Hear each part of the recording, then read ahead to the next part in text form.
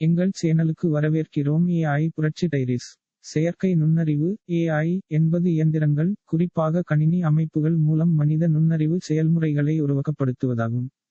இந்த செயல்முறைகளில் கற்றல், தகவல்களைப் பெறுதல் மற்றும் தகவலை பயன்படுத்துவதற்கான விதிகள், பகுத்தறிவு, தோராயமான அல்லது திட்டவட்டமான முடிவுகளை அடைய விதிகளை பயன்படுத்துதல், மற்றும் சுய திருத்தம் ஆகியவை அடங்கும்.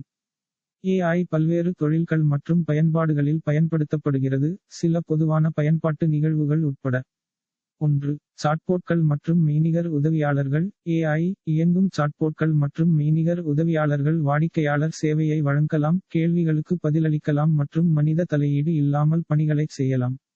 2. ஹெல்த்கேர் நோய்களைக் கண்டறிதல், தனிப்பயனாக்கப்பட்ட சிகிச்சை திட்டங்கள் மற்றும் மருந்து கண்டுபிடிப்பு போன்ற பணிகளுக்கு AI மருத்துவ பாதுகாப்பில் பயன்படுத்தப்படுகிறது.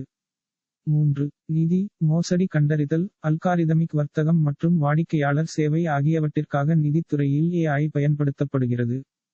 4. தன்னியக்க வாகனங்கள். AI என்பது சுய ஓட்டுநர் கார்களுக்கு பின்னால் உள்ள ஒரு முக்கிய தொழில்நுட்பமாகும், இது சாலைகளில் செல்லவும், நிகழ்நேரத்தில் முடிவுகளை எடுக்கவும் உதவுகிறது.